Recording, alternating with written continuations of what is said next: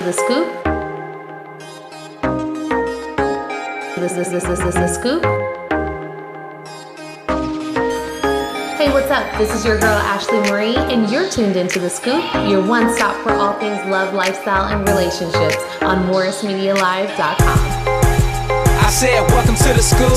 You know it's time to tune in. You gotta tell all your friends, girl, welcome to the school. You know it's time to tune in. You better tell all your friends, homie, welcome to the school. The time is now, tune in. You better buzz in your friends, y'all welcome to the school. Gather round, tune in. Now let the show begin.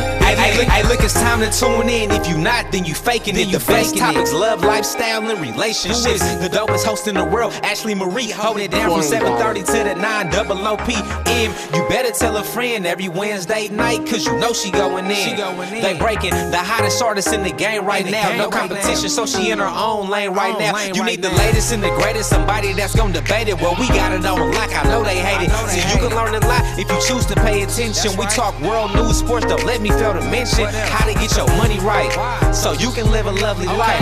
Call in and get you some advice. It's not a game no more, we taking over the airwaves. MorrisMediaLive.com to catch the replay. You know it's time to tune in. You gotta tell all your friends, girl, welcome to the school. You know it's time to tune in. You better tell all your friends, homie, welcome to the school. The time is now, tune in. You better buzz in your friends, y'all welcome to the school. Gather round, tune in. Now let the show begin. The scoop. The scoop. What's up, you guys? Happy Wednesday and welcome to The Scoop. I am your host, Ashley Marie. So excited that you guys decided to tune in tonight. This is actually a very special night, so I'm real excited about it, and I hope you guys are too. We definitely have a jam-packed show for you. We have a special Skype interview with North Little Rock Police Department police officer, Officer Tommy Norman. He'll be joining us via Skype real soon, so stay tuned. And in studio, we are going to have community activist and pastor Gregory Sanders. So we have a lot of good things going on tonight. Not going to waste too much time. My co-host Neeson isn't here, so I'm here alone. But we are going to we're going to go to a quick break, and then we're going to get into our Skype interview with Officer Tommy Norman in just a moment. So thank you guys for tuning in to The Scoop, your one stop for all things love, lifestyle, and relationships. We'll be right back after this quick break. We're going to go into Janine Ayeko with You Versus Them.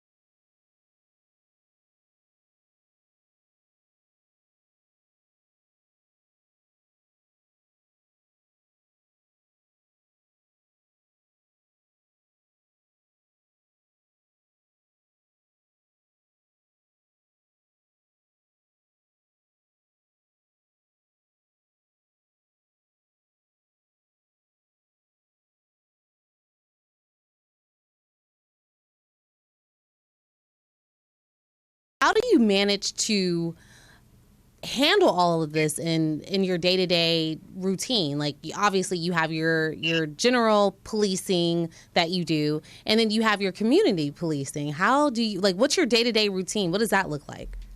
Well, I work day shift, so I work, start out at 6 a.m. And I have such a love for community policing that, like you said, I am a regular, street police officer. So I respond to the same calls that any other police officer would. And so in between those calls and, typing those reports, I'm gravitated to areas of my patrol that kids are outside playing, because there's opportunities are endless when it comes to get out and meeting people. So that's not a problem. The area that I work, there's hundreds and hundreds of kids. I mean, every day, from corner to corner that are outside playing. So there you go. You don't drive by and just wave. You stop your police car and you get out. And so it makes for a busy day and a long day, but it's just so productive to know at the end of the day, when the day is over, that you've really done your part in changing lives. Yeah, and you definitely do. So what you're doing in the community obviously takes a lot of effort. It takes a lot of planning. So what inside of you continues to drive you? Because this has to be something that your heart desires. It takes so much energy. What continues to drive you on a daily basis to continue to engage with the community at this level? Well, it's the lives that are changed. That's really what inspires me, because you have a lot of kids out there and adults, because my community policing doesn't just focus on kids. It focuses on people of all ages. And so to know that those people that I engage with every day really are seeking hope and promise, and the fact that I played a role in providing hope and promise in their lives, every day I'm motivated to do more and more and more and more. And so but really, you're looked at not just as a police officer. The other day, Fat Mac, who is pretty famous on my social media sites. He's a cutie. I drive up in my police car, and he says, "Officer Norman," he says, "I thought you were the police."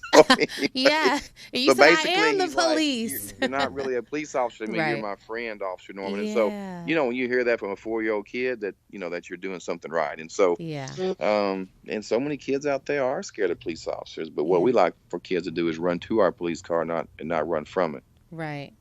And then I bet it helps when you have like your community girlfriends. Like, is that Lois?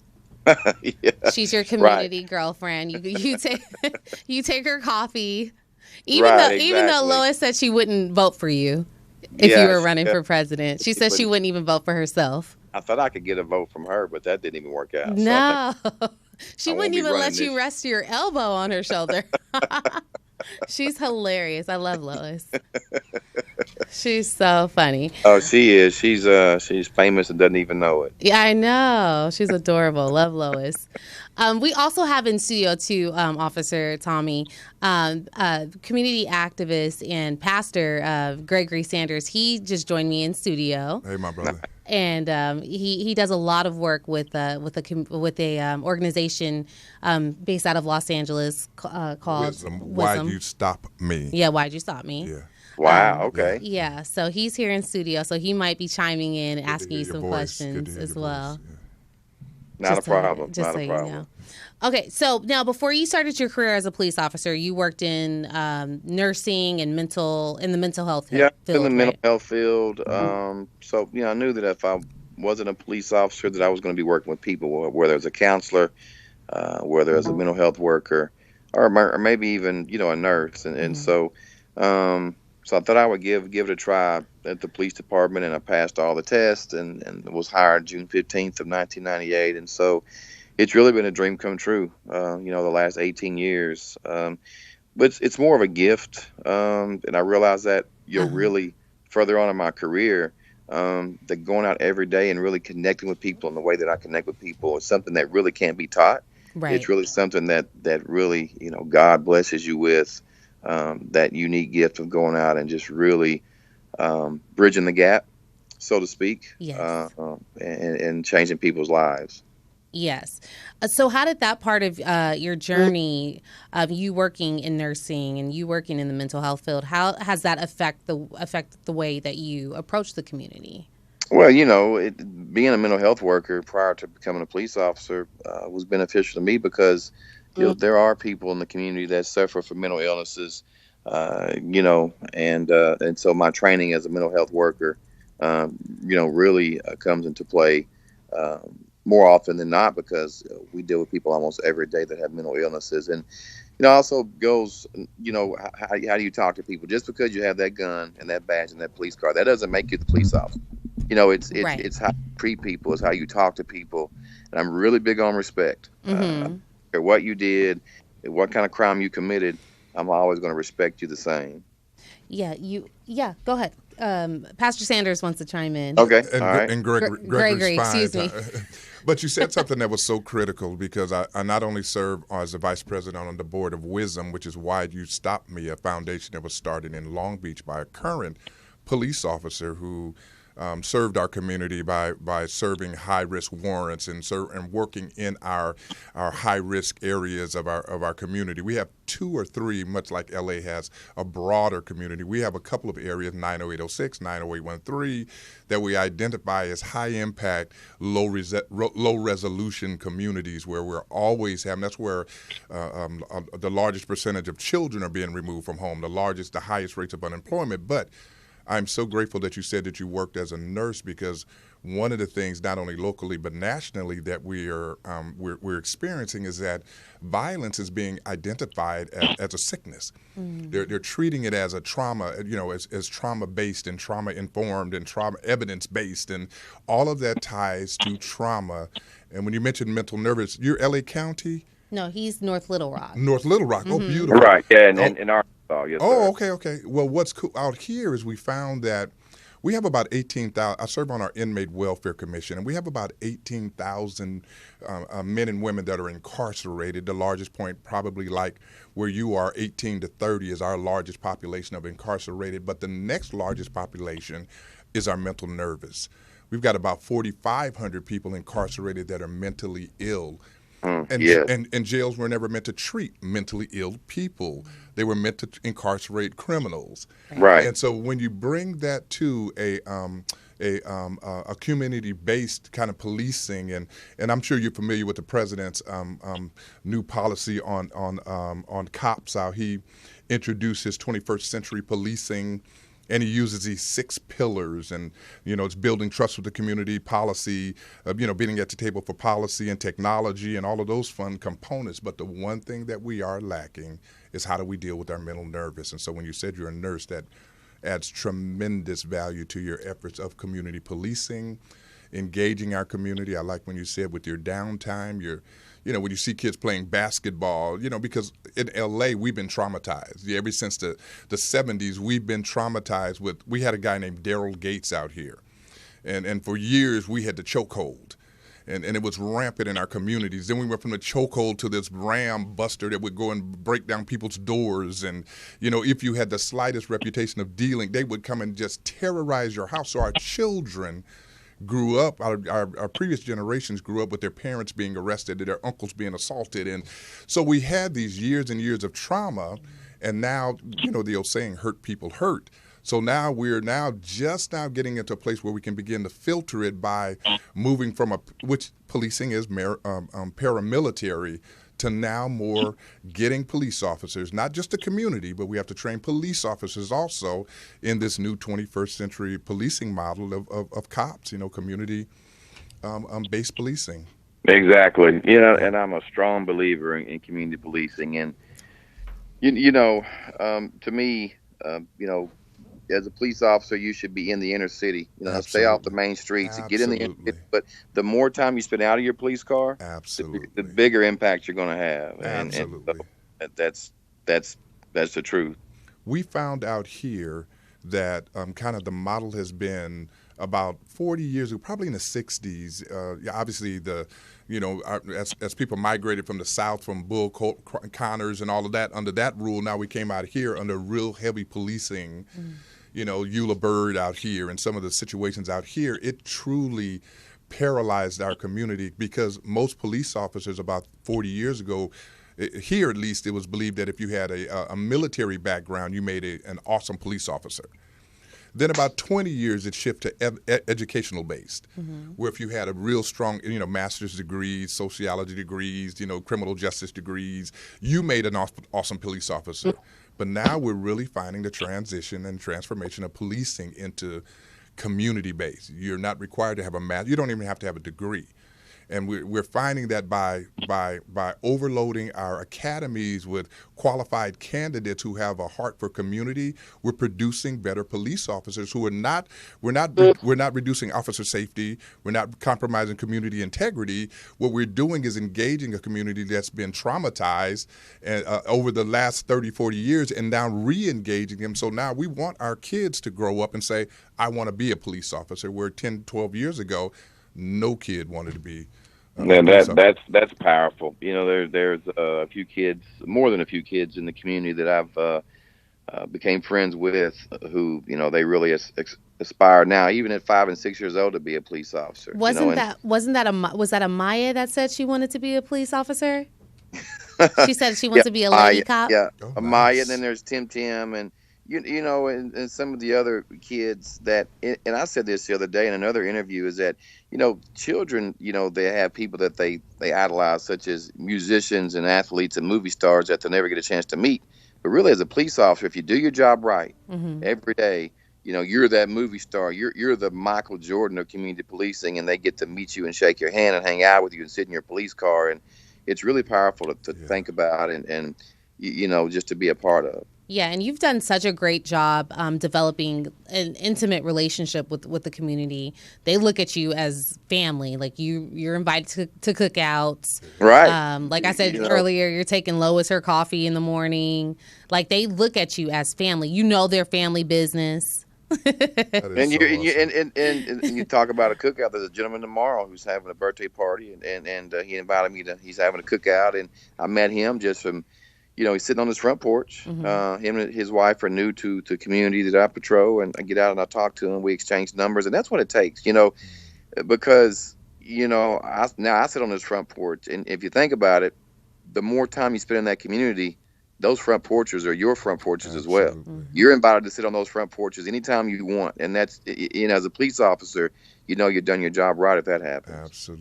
Absolutely. How long did it take for you to develop a trust how long did it take for the community members to develop a trust for you? Well, or towards you? One of the advantages that I had was I'm from the same city that I police in. So I grew up in North Little Rock. Awesome. And so that really helped. I went to high school there. And so, but for some of the people that didn't know me, I would say, I hired in 98, about a year of training. Now I started out on midnight shift, and on midnight shift, it's kind of hard to community police because everybody's asleep. Yeah. So Anyway, so when I got on the day shift and the evening shift, and, I knew what I wanted to do. I knew I wanted to get out of that police car, and at first I would walk down the street, and people on their front porches would go inside. They didn't really know what was going on. Oh, wow. But I, and I was a little discouraged, but the next day I would get out, and after a few months, on each side of me were a line of kids. Literally, kids were walking next to me. I was doing foot patrol. We would just walk and hang out. Cars would stop and stare, and hey, what's this police officer doing? And so, it took a little getting used to for members of the community and myself. And I'll say this, it's not a one-man show. The entire North Little Rock Police Department, which is led by our Chief of Police, Mike Davis, we all work together. Now, I will say that I probably take it a little bit further as far as getting out there and dancing and try to be in this cool police officer with this swag. But anyway, but that's what it takes because you're kind of like a magnet to those kids whenever you actually prove to them that, hey, this officer, he's going to get out and do more than really what he probably has to do to be a positive presence in the community. Right. And that speaks a lot to one of your hashtags that you use quite often, which is consistency. Right. Staying committed. Committed and being consistent. So, they see that and it's respected and they can trust it. And my day starts at McDonald's getting coffee, and community policing starts right there. You have employees at McDonald's that are looking forward to your trip, whether it's to the drive-through inside, because, they feel that positive vibe. They they love the relationship that they build with that police officer. And so it starts with your coffee in the morning and it ends with a visit with whoever at the end of the day. And so it takes a lot of hard work, but it has to come from the heart. You have to be real with it, and kids can definitely, as they say, recognize real. I mean, kids are the best at that.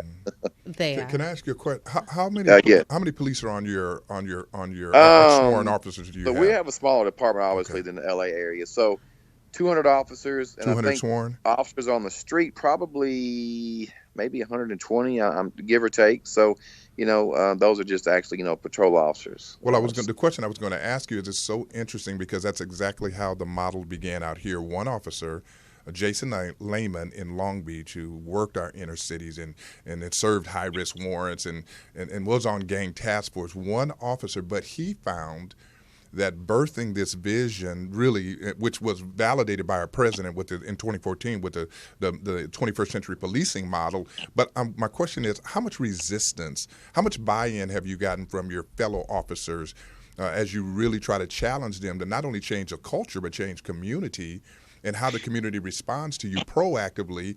Because we all know you can't arrest your way out of the problem. Right. Whatever our communities are dealing with, you can't arrest your way out of the problem.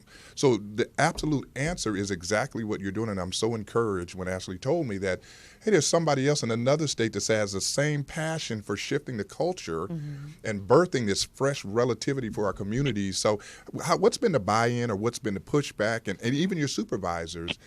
And maybe some things you can say and some things you can't. But well, I want to say, first of all, I love your story, what you're doing there. Oh, it's amazing. And so, some officers, some officers that are specialized in, stolen vehicles, or they're detectives, or, they're different divisions and departments. So every police officer plays a big role in our department. And, we have our school resource officers that get out and make a difference, in our police athletic league, which provides free sports to inner city kids. But, no, my chief of police and my supervisors, they support what I do. They know the love that I have for it. And I think they realize that I love it so much that, there's no issue with me not being allowed to do it. But not just you. Because it makes all of us look good. Okay, good. But do others buy in? Are others buying into the same? Are they modeling? Have they adopted the same practices? Not only officers at our department, but other officers from around the country. Oh, awesome. So many stories, so many messages I received. I know in Connecticut there was a rookie police officer that actually had to do a presentation on community policing, and he actually used the work that I do in North Little Rock as his presentation, and that was really powerful as well. And a lot of officers here locally that are looking to be police officers, they reach out to me. New officers that are hired, they reach out to me to see, how do you do it? And I think sometimes a little bit reluctant, the same way I was when I was a rookie police officer, and those people would walk inside their house. But I tell those officers, so the community is there to stay. That community is not going to go anywhere. But the question is, are you going to commit to that community? And you can't give up. After 2 or 3 weeks and people aren't speaking to you, you have to prove to them that you're there to stay. Wow.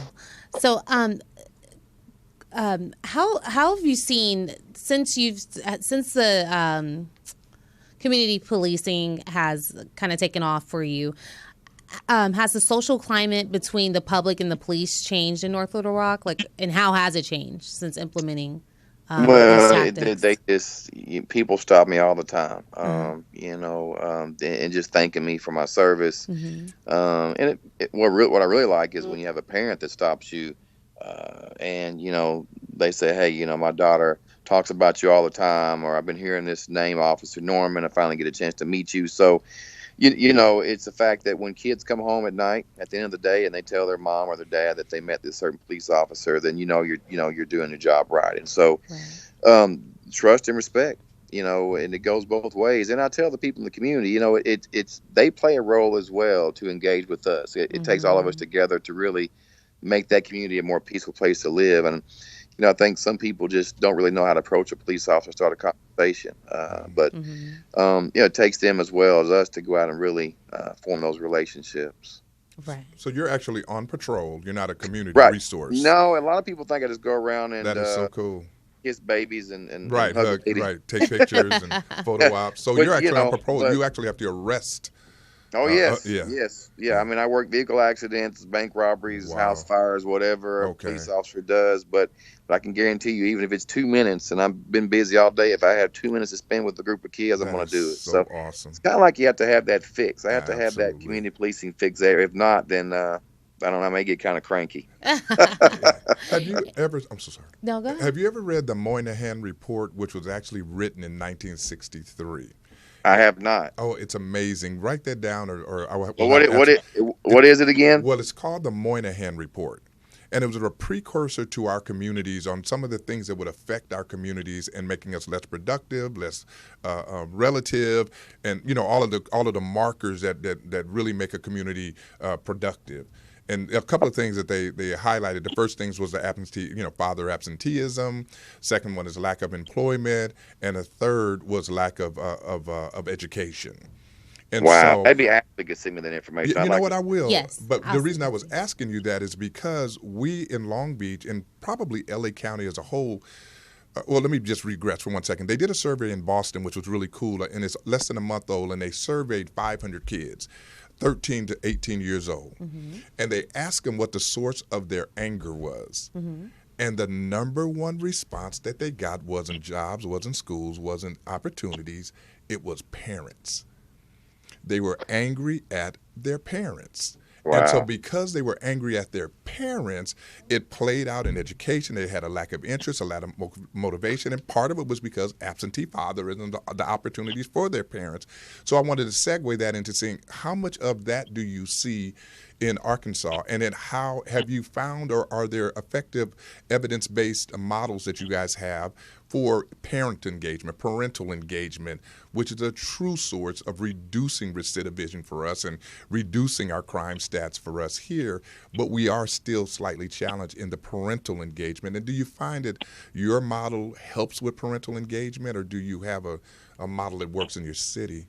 Well, I say that a lot of the disturbance calls that I'm dispatched on are, young people, usually teenagers, Right, that are angry at their parents. wow. But we also have an issue with teen pregnancy in the community that I work, and so and how you implement community policing as far as having issues with angry parents is that when you spend time with the kids, you also spend time with the parents, and you become friends with the entire family. And you try to you could be the mediator, and try to encourage. We have programs for parents and kids to attend, but it takes all of us together, because I may be sent to a house to talk to a 13-year-old that's being disrespectful and he's stealing from the local corner store, but that's just a 5 or 10 minute talk, and I don't live there. I'm not always there, so what I try to do is call and check on these families, go and check on them at school,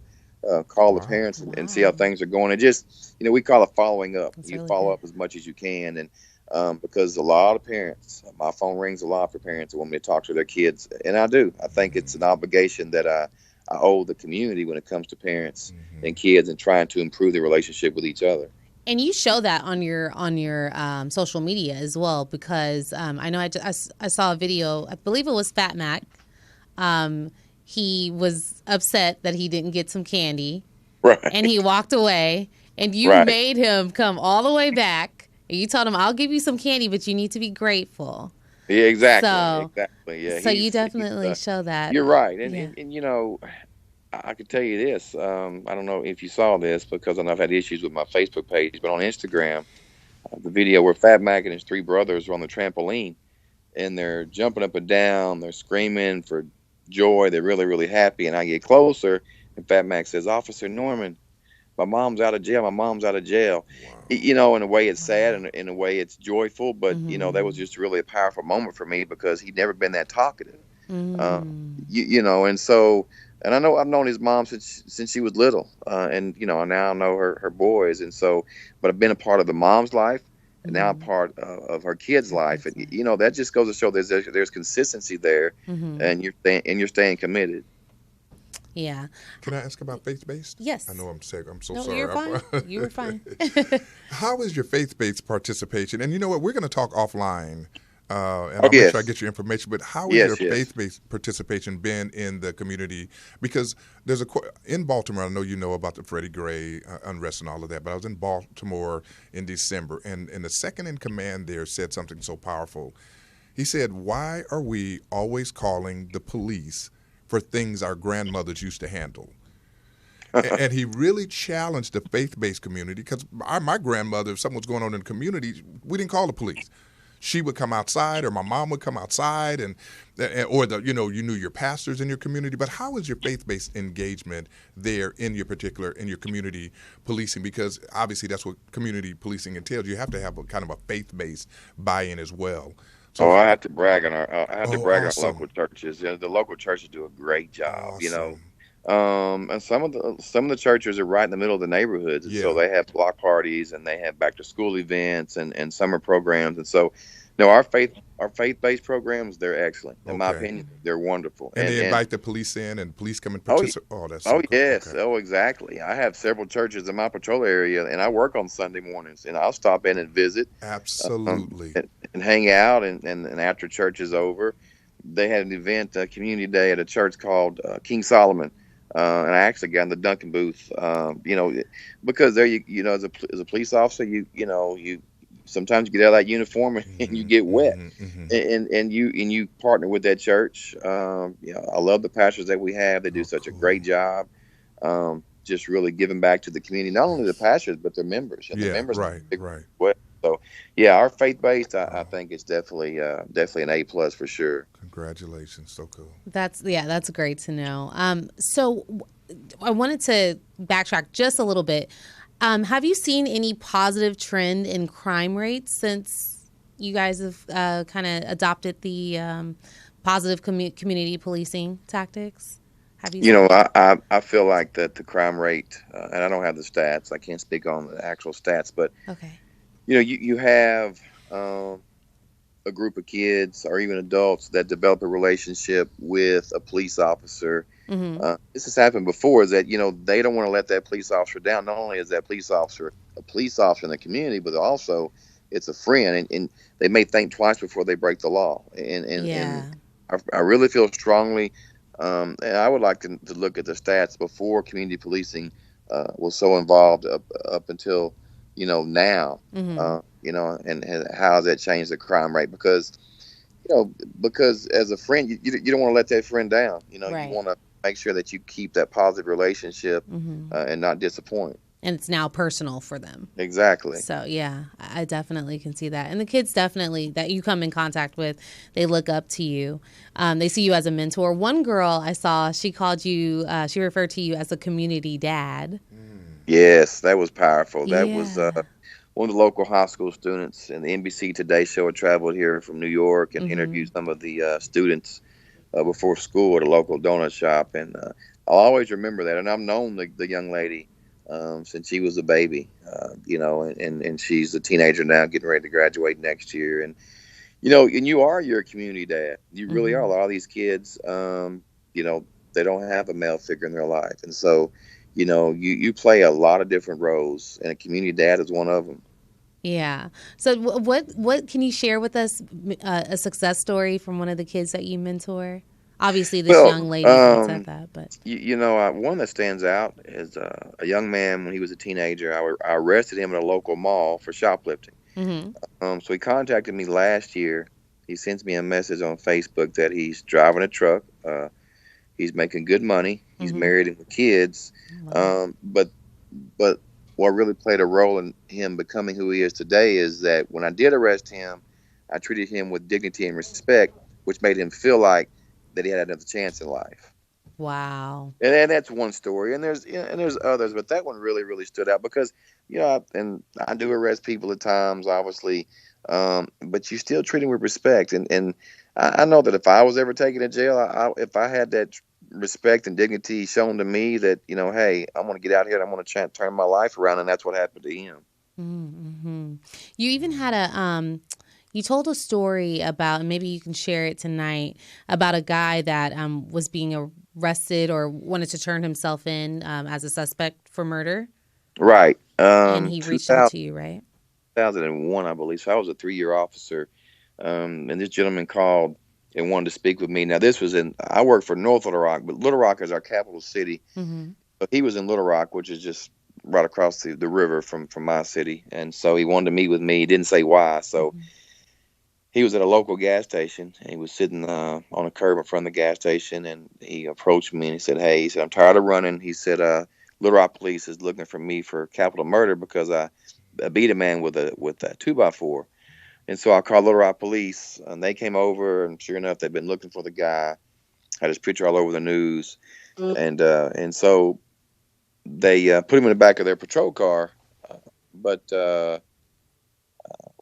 before they drove off with him, I walked over and asked him. I said, "Why did you seek me to turn yourself in?" And he said, "The word on the street." This guy never met me before, but he said word on the street was that there was a police officer in North Little Rock that he could surrender to with dignity and respect, and that really plays a big role in how people may surrender to you or may want to turn themselves in, and that was a story that really today, to be able to solve a murder in another city just by the way you treat people, to me that's powerful. That's major, yeah. That's major, because otherwise it may not have happened. He may Exactly. It may have turned out, could have ended differently, and Yeah. he may have maybe not have went in peace, so to speak. Exactly. So now the kids that you like we said, you mentored the kids in the community. Not only do you mentor them, but you guys have some great programs that you have implemented, like the Shop with the Cop program. And you've actually given about 50 or so backpacks to kids in the past. You guys give out gift cards, sneakers, sweaters, jackets when it's in the wintertime when it's cold and needed. What other programs do you guys have in place, or community programs that you have in place for the kids or for adults as well? So something new that a couple of our school resource officers started. This is the second year. It's called Fish with the Cop. Actually, this Friday. I'm looking forward to volunteering my time for that. So you have some local inner city kids that are buzzed to a local, like a lake, a little pond area, and it's stocked with fish. And we cook hamburgers and hot dogs for them, and we fish and just kind of hang out. So a police officer is kind of paired up with one or two kids, and they kind of go to their spot in the on the banks of the water, and they fish with the kids and spend time with them. And so that's a new program that we started. We have our school resource officers that are involved in the schools. We have our police athletic league. We have Shop with the Cop. We're involved with Special Olympics, the Make-A-Wish Foundation, and the list goes on. And so, you talk about giving things out. I know you've seen some of the videos, but my trunk is kind of like a treasure chest. Some of the they love that trunk. It has an ice chest on one side and just snacks on the other. And I tell you, the kids are spoiled. There's just no doubt about it. So when I pull up my police car, they don't stop and shout at me. They go straight to the trunk. They go straight to the trunk. That is so awesome. But some of the kids, and this is the truth, is that's the only food they'll get all day. And I don't know if you remember the video a few days ago with Fat Mac and Cortez, and I asked them, I said, "Have you eaten today?" And they said no, and they had snacks in their hands, and this was about 1:00 in the afternoon. And so anyway, but peanut butter crackers, a Pop-Tart, that right there could bridge the gap in a big way. Something as small as that, you know. And so it's really powerful. And that actually adds to some of the trauma is nutrition. They're finding how to, and I'm sure there too. We try to tie in all of our core areas of spheres of influence. It has to be nutrition. It has to be faith-based. It has to be the police. The police can't do it by themselves. It has to be our prosecutor's office. And so you're right. A lot of kids are traumatized because they're going to school malnourished, underweight, haven't been fed.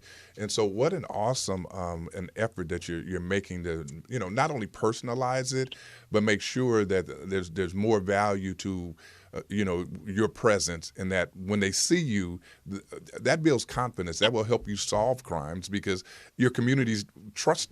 Even they'll see, if they see something, they'll say something to you because they trust you, and that is such a model and a valuable model in community policing. It's awesome what I'm hearing. I love this, and I really appreciate that. And I tell people, it's one thing to see it on social media, but to see it in person, if you were there with me, it would absolutely just blow you away because it's so powerful. just to be a part of. And you know, sometimes I watch my videos. I watch it like, it's like, wow, did that really happen? Because you know, I'm on the inside looking out, but people on the Yes. outside looking in, they're amazed at it, and it's kind of hard for me to I guess comprehend what other people are seeing because I've done it for so long, Hmm. Yeah. and so I guess just the gift that comes naturally, and I'm really thankful for what I've been blessed with. Wow. Can I ask two questions? Just two quick Yes, questions. absolutely. One is, what type of diversion programs do you offer to your, particularly 18 to 30, I mean, 18 to 24, 25? Do you have like some effective diversion programs? Say a young man is caught committing a low-level felony or misdemeanor crime. Do you have diversion opportunities in place? We do. You know, Little Rock Police has an OK program with Sergeant Willie Davis. I'm a big fan of his, and you know he works with kids and people of you say 18 to 30, Yeah. uh, and you know that it's not like they go straight to jail. They Mm-hmm. have programs to where they're rehabilitated back into the community. Mm. They help with job placement. Where it encourages them, to go out and work and make a living, and when Okay. they realize when they get that first paycheck that hey, this is going to work out a lot better than actually being arrested. But there are diversion, programs across not just North Rock, but Central Arkansas as Okay. well. We introduced one in Long Beach that's been pretty effective. We work really closely with our city prosecutor who deals with adolescents. The DA deals with over 18. Our city prosecutor deals with under. And one of the diversion programs that we've implemented, it has two streams to it. The first is if a young man or woman has not graduated from high school and they commit a low-level crime, then if they will go back to school and finish their high school diploma, then that crime never shows up on their record. They don't even have to have it expunged. It never shows up. Oh, I And like if that. they've actually graduated high school, then the diversion is if you go and complete one semester at City College, not even Cal State, City College, you get the same benefit. Because one of the problems we were finding is that we're producing criminals by putting charges on them at early ages before they graduate. And statistics have shown that once they go to if they go to jail prior to graduation, they're less than 30% likely to ever go back and even get their GED. Right. And the same thing if they've started college, they're less than 40% likely to ever go back and even pursue a degree.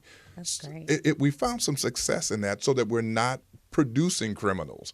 Yeah, I like that. I Well, like because they know that that great study out of Washington, out of the part of this community policing, is that they it's the brain development. I'll be 60 in September, but I know there's things that I would never do again that I did in my 20s or 18 or 19 that I wouldn't even think about doing again.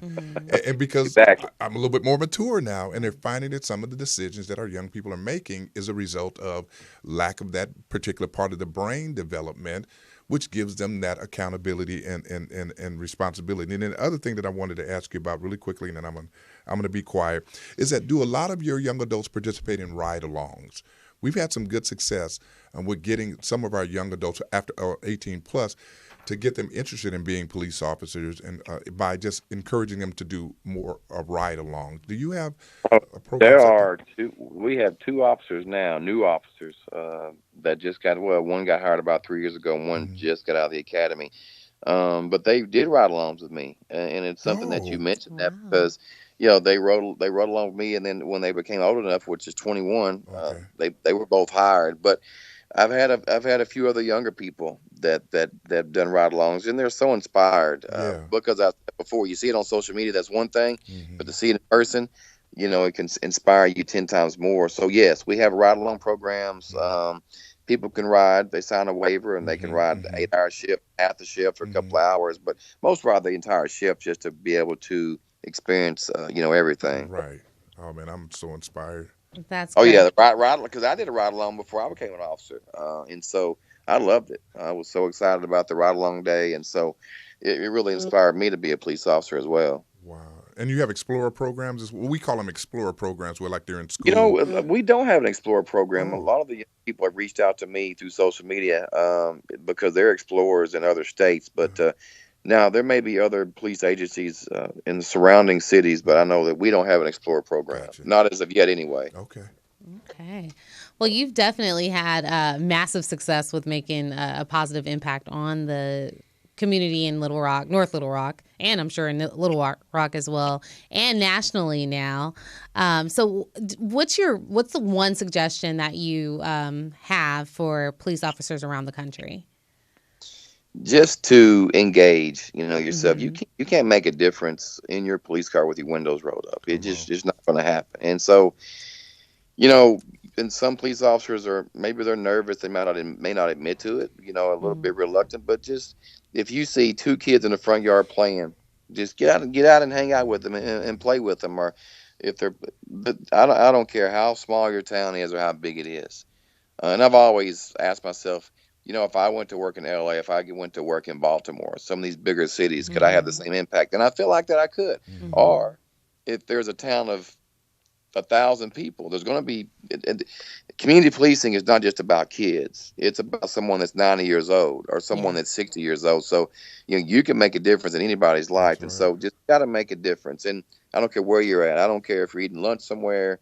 If you're at a grocery store, you're going to community police, because if it's in you, it's in you. And so, but you can start small, right? And then just start working your way up to a bigger platform, a bigger scale. But, it's something that once you get started, you're pretty much hooked. Yeah.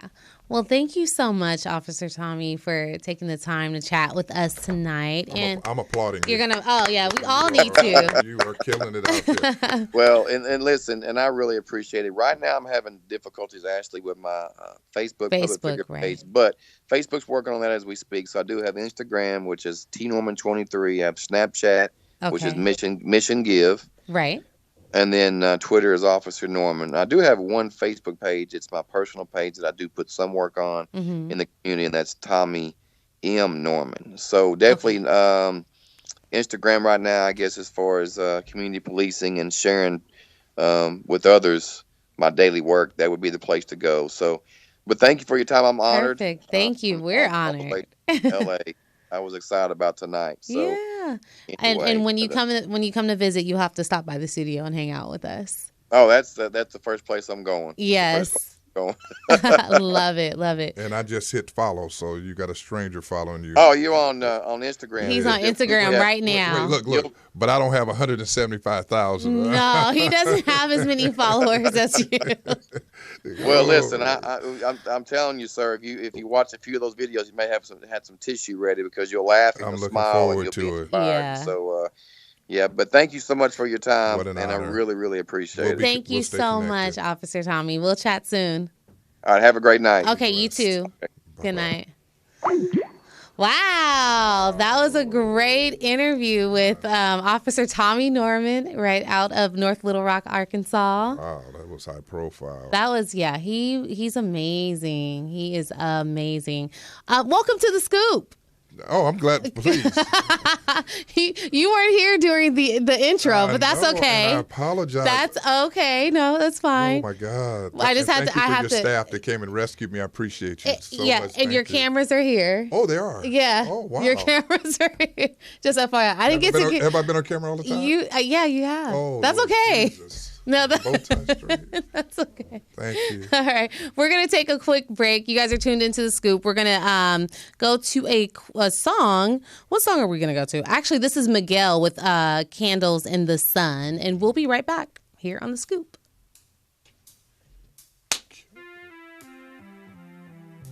But to you, yes.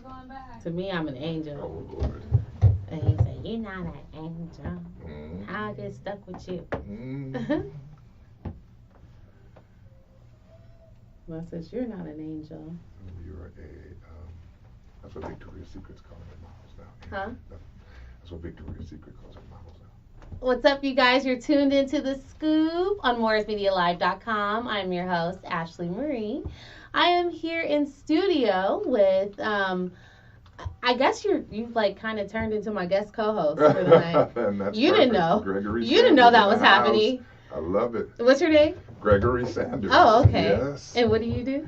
I am a community activist, work with the Department of Justice, the full 9 yards. But tonight, I'm your co-host. Okay, no, we're going to talk about all the wonderful things that you do. I love it. Before we do that, we have our very own financial guru, Mr. Yohance Harrison, that's on the line. He's going to hook us up with some great financial tips as he does every week. Yohance, what's up? Good evening. How are you? Good. How are you? Fabulous. Loving the show so far. Thank you. This is a good one. I think it's really pertinent right now. Excuse me one second. I got a little noise in the background. I need to make me quiet. Hold on 1 second for me. Uh-oh. All right. Teenagers. Oh, okay. No problem. You want one? No, I don't. I feel like I'm still a teenager. Oh, well, okay. That means you guys will be perfect. What's going on, y'all? How can we get our money right this week? Oh, What I tips? am so excited this week because we are going to be talking about getting and keeping good credits. Yay! Okay. So just like we've been talking about policing the neighborhoods and your community, you get to do the same thing with your credit. All Okay? right.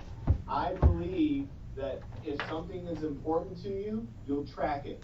Absolutely. If it's not important to you, you won't track it. So the first thing I want everyone to be aware of is that you can get a free credit report every year from all 3 bureaus.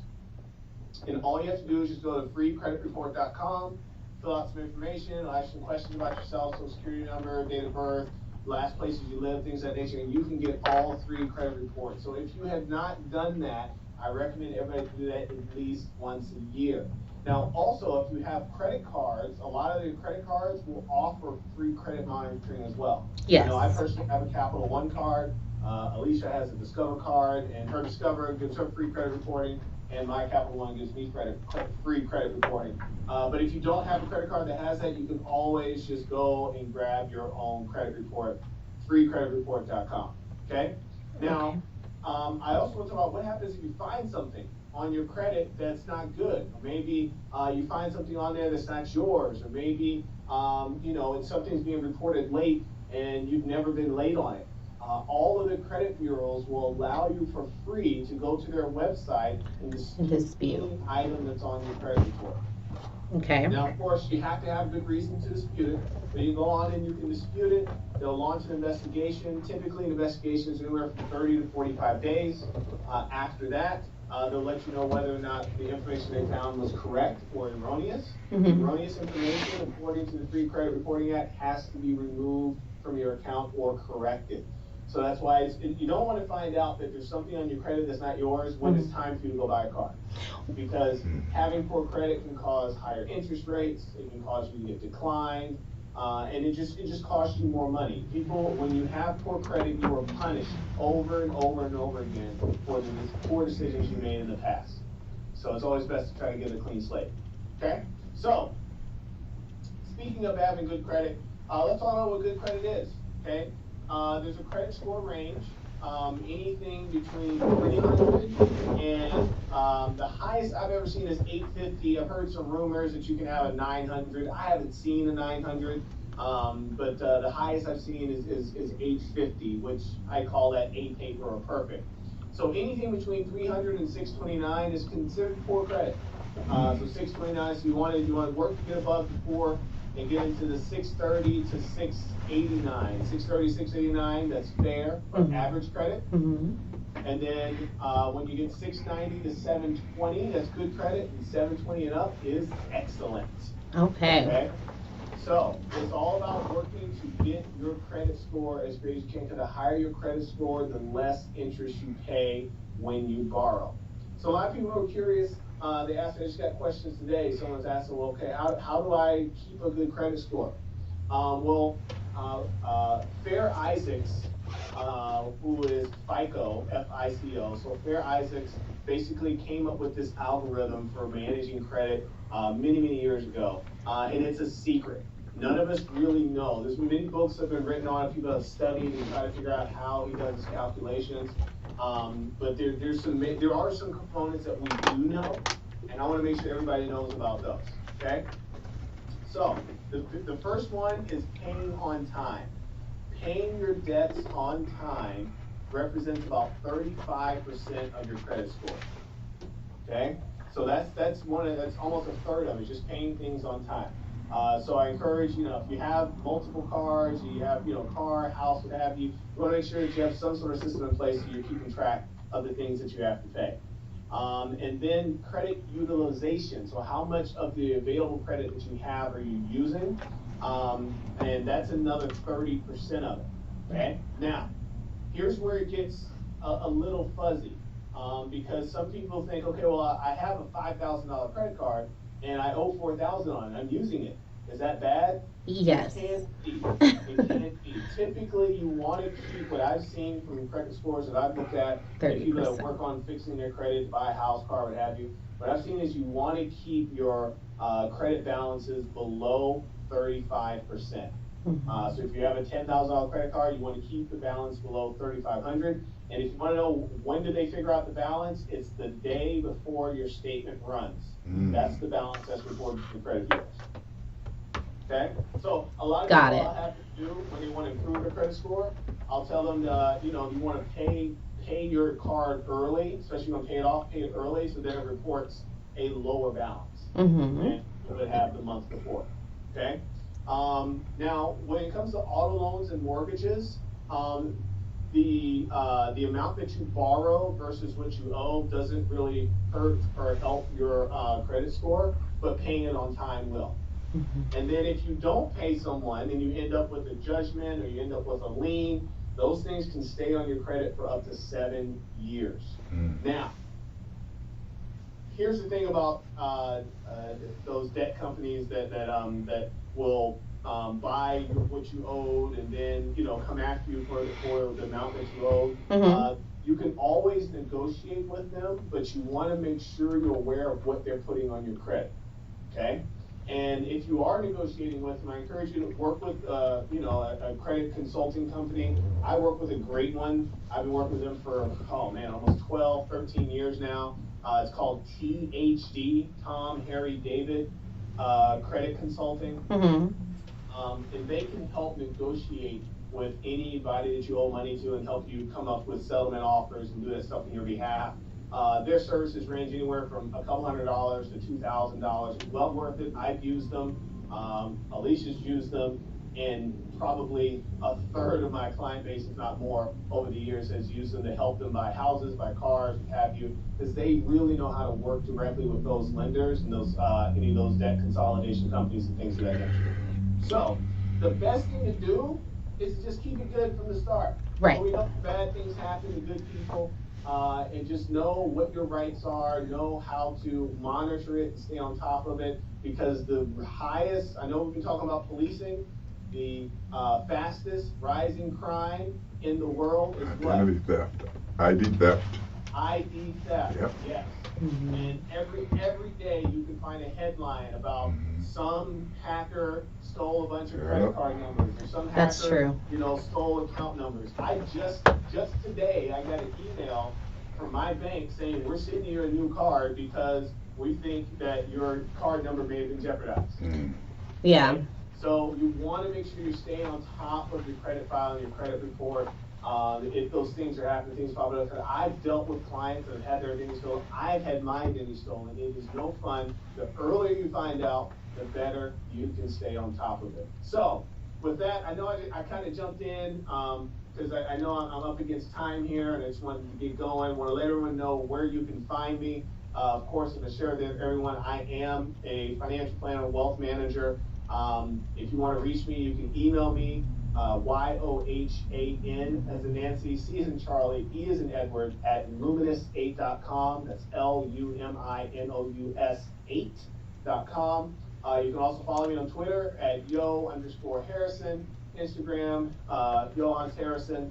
Where else am I? I'm on Snapchat. I don't even know how to find myself there. Oh my gosh. Do you even use Snapchat, Yo? I'm starting to. It's one of those things where when I remember to do it, I'll do it. Oh, But okay. it's tougher for me to remember to do it. And then I'm like, okay, wait, I got Twitter, I got Snapchat, I got Facebook, and Right. sometimes it's just a little much, so I just pick up the phone and call people. That's the easiest way to go about it. That is the easiest way. So yeah, if you have questions about, what you can do to improve your credit, reach out to me. Go online, look up THD Credit Consulting, ask for Eric, tell him I sent you. And yeah, like I said, let's police your credit. We want these officers to be policed in our communities because if you care about it, you will keep an eye on it. Amen. Well stated. All right, yo. Thank you so much. You are welcome. We'll see you next week. See you next week. We got to get you in the studio one day. Yes. This week will be the day. All right. I'll talk to you soon. Okay. Okay. Bye. All right, you guys. That was our very own financial guru, Mr. Yohance Harrison. Check him out on social media. You can email him. And you can also hit me up if you have questions for him at thescooponair@gmail.com. And I will definitely forward those questions over to him.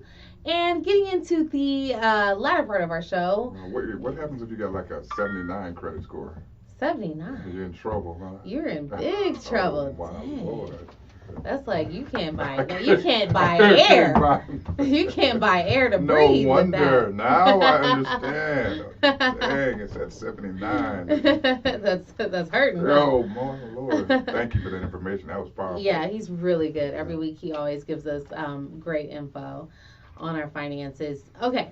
Now, on to all the wonderful things you have going on in the community. Like, what don't you do? It's crazy. So, you're vice president of WYSM. Yeah, WYSM. we the acronym is WYSM. WYSM. Why'd you stop me? Why'd you stop me? Yes. Okay. You do that. Yes. We have a quick clip that I wanted to share. I wanted to share with the viewers. It's actually video number 1, Sky, talking to our engineer back there. Just to kind of give people an idea of what WYSM is about. Okay? So check it out, guys. Yeah, I pulled it off of YouTube. Yeah.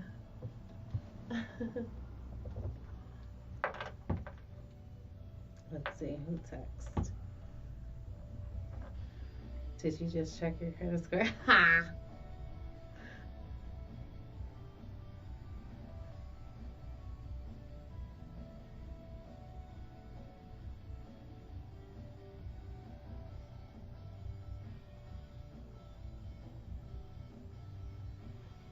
Which one is that?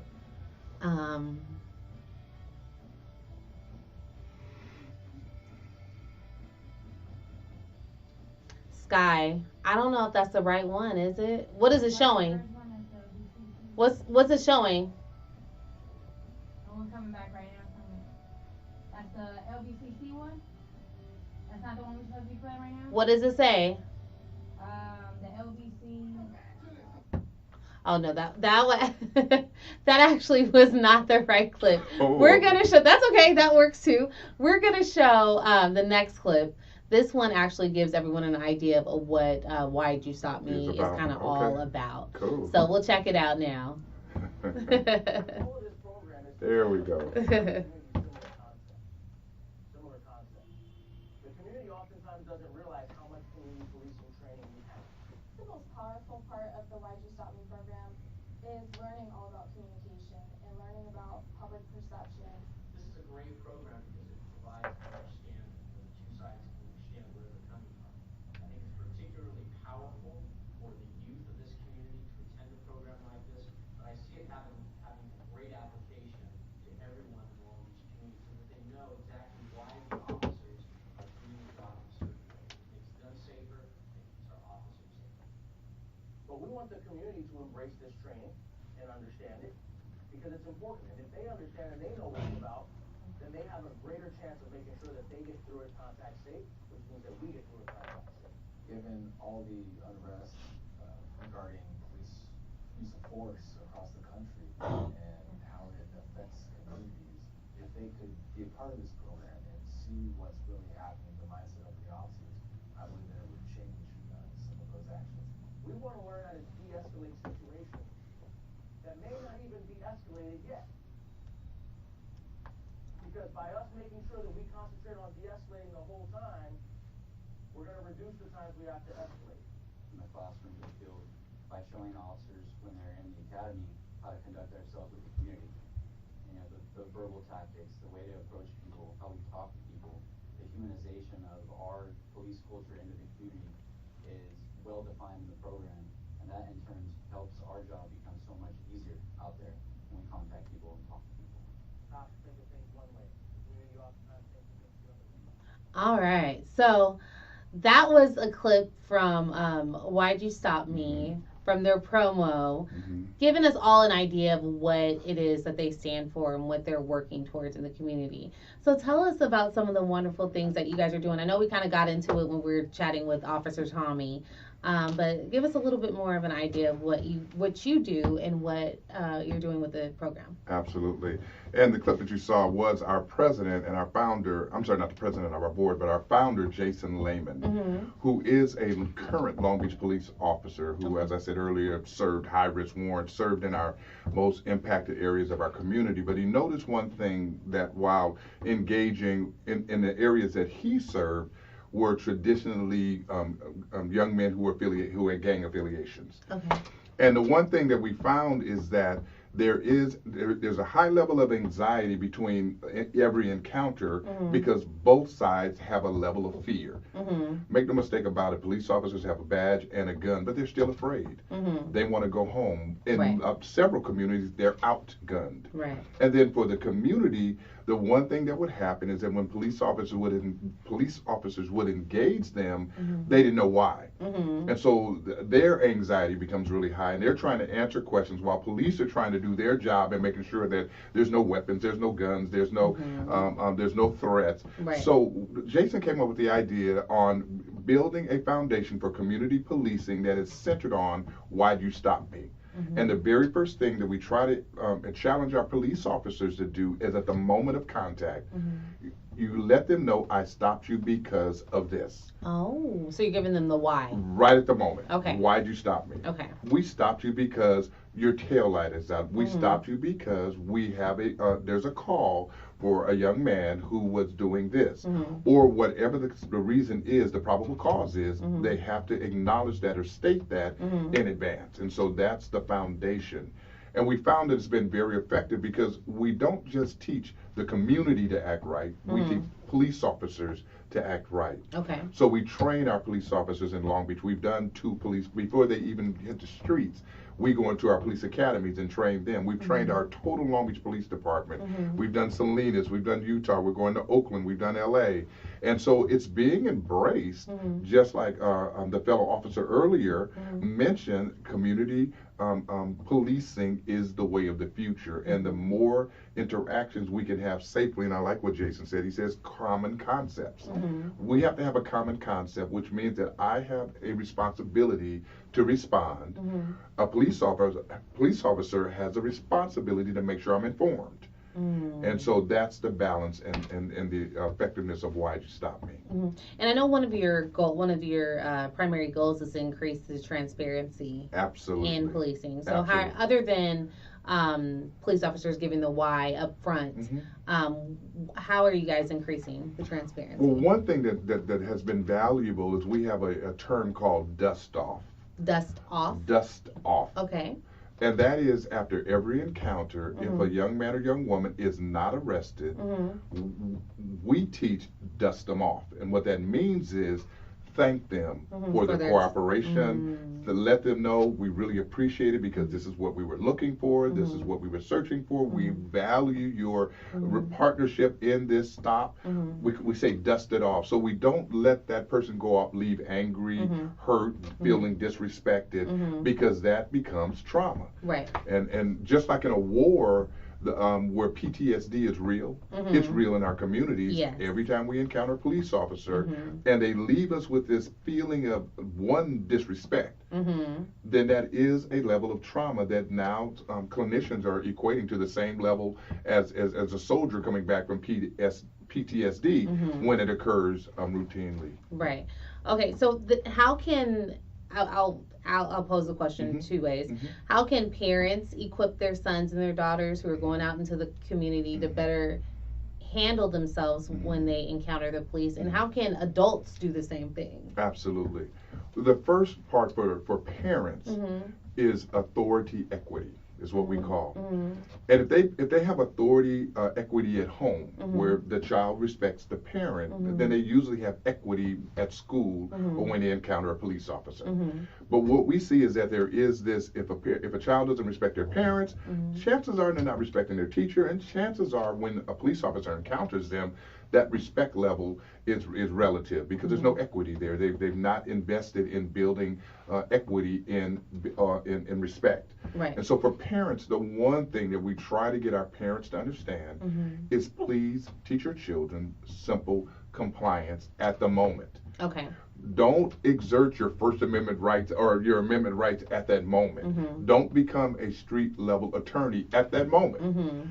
Go through the process. Then after the process, ask for the pertinent information. The officer that engaged you, any pertinent information during the engagement, and then follow a citizen's complaint or police complaint. Most cities have a citizen's complaint commission. So that once it's all done, because the one thing that has to happen is that many times police officers are never reprimanded for incidents, but they are reprimanded for patterns. And so if people don't report, if we don't teach if parents don't teach their children, document.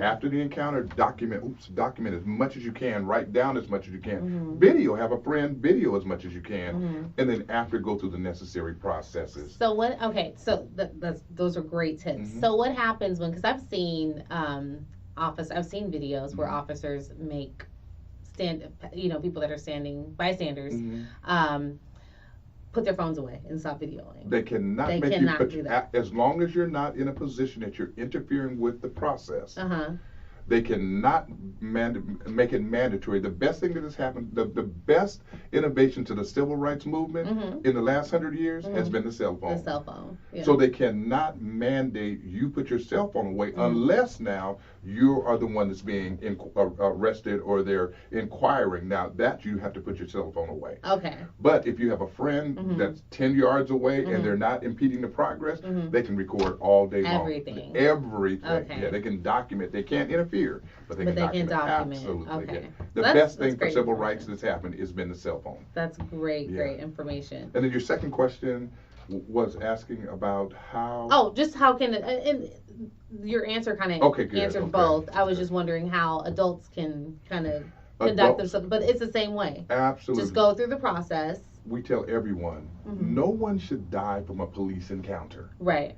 No one should ever be injured or they have to use force in a police encounter if we understand my role is to respond.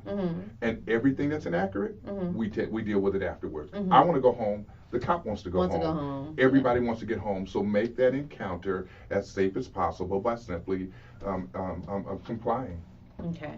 So if you do feel like you've been mistreated, absolutely, then definitely there's so many and even if you feel like you've slightly been disrespected, go through the citizens complaint process so that now the department and internal affairs can start looking at patterns. Right. Even if they verbally assault you and they don't establish a pattern, they'll only lightly reprimand the officer. But if they see a pattern, in the last 20 encounters, 16 of them have said that you've been verbally abusive. Now there's a pattern. Right. And they have to address patterns. Right. Everyone can't be wrong. Absolutely. Right. So another question for you. What's being done to, and I don't know if there's anything that can really be done for this, but I'm curious. Police officers are humans. What and they encounter people on a daily basis. You hear stories on a daily basis. What do you guys do to hold on one second, we have a call. Okay. Caller, you're on the line. What's your name and where are you calling from? Hi, Ashley, this is Kellen Patterson. Oh, Attorney Kellen Patterson? Hi, how are you? How are you? You're calling from Sacramento. This is welcome to the Scoop, Attorney Kellen Patterson. He's actually a civil rights and entertainment attorney. Beautiful. In the Sacramento area. Awesome. Thank you so much for calling in. What question do you have tonight? Well, it's not so much of a question. It was just that I'm glad that you guys are having this conversation. It's definitely a conversation that needs to be had. And there was definitely a lot of great information given today, and I definitely appreciate it. From the line of work that I do, just a lot of useful information that can be used by many people in our community, and also in the police enforcement. Thank you so much. And you being a civil rights attorney, what kind of issues do you encounter with your clients and representing them and protecting them from I guess being mistreated? Issues that you guys brought up, the level of trust and relatability between the two communities. Officers feel like they're doing the job to the best of their ability, and and the community, especially where policing is more heavy, they feel like they're being bombarded, having their rights being infringed upon, and so there's this balancing act that's going on. Each group is kind of have this tug of war aspect to the relationship. Absolutely. And so there is a need to kind of find a middle ground where folks can just say, all right, I understand that you're doing your job as an officer, and I understand that you Kellen? as a human being, Okay. just go throughout your day without being harassed, being set up, being harassed. And there's a consciousness, and I'm guessing maybe across America. Are you familiar with that 21st century policing project, that a report that the president initiated in 2014? But the very first pillar of it is promoting trust and ensuring legitimacy through procedural justice. And a lot of times what happens is there's procedural injustice. Police officers are not following proper procedure. And one of the ways to neutralize that is tell them why you stopped them. I'm stopping you because, and then you navigate it from there, because that helps kind of promote transparency and the accountability, and really kind of doesn't reopen wounds from a community that's systematically been marginalized and always being stopped for things that they don't even have PC for. So Why You Stop Me has been really effective at trying to encourage police officers, let every person know exactly why you stopped them. Yes, go ahead, Kellen. No, that was great. Yeah. Thank you, brother. Thank you. All right. Is that one of the major complaints you have from your clients?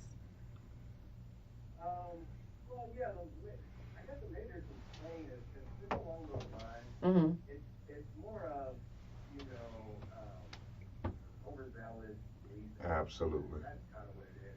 When a lot of the issues that I see is that instead of de-escalating situations, officers escalate it through maybe not intentionally their intentions, but just not understanding the situation thoroughly and understanding the people that they're dealing with. Absolutely. The situation is escalated by the officer, and so that's the primary reason why there's a lot of that's the primary reason why I do the work that I do, is essentially citizens feel that if they're approached better, and had a officer with a cooler head, and is willing to ask the right questions and not to jump in and have their mind already set on what already happened, who biased, who did what and who did what. A lot of situations could be diffused very easily and efficiently. All right. Well, thanks so much, Kellen, for calling in. We appreciate it. Nice meeting you. Yeah, thank you for having me, and glad that you guys are again having this conversation. Thank you. All right. You have a good night. All right, well, we're running out of time. Time went by so fast tonight. We got a lot of great information. Thank you so much, Thank you. Gregory Sanders, for stopping so by cool. the Scoop. Anytime you don't and have a hanging out. co-host, call me. I know. I know how to get here now. Yeah, you know how to get here. We're hidden in the back. I love So. Best kept secret.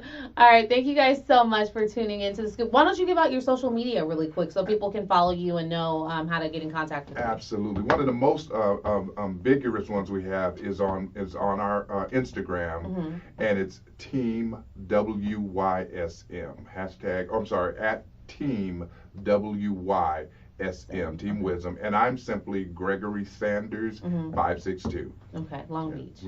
Gregory Sanders 562. All right, you guys. Well, that's our time. Again, thank you so much for tuning into the Scoop here on MorrisMediaLive.com. You can find me on Instagram at Ms. Ashley Marie, and hit me up. Email me if you have any questions or concerns at thescooponair@gmail.com. And until next week, talk to you later. Ciao. Awesome. Girl, you are legitimate. Get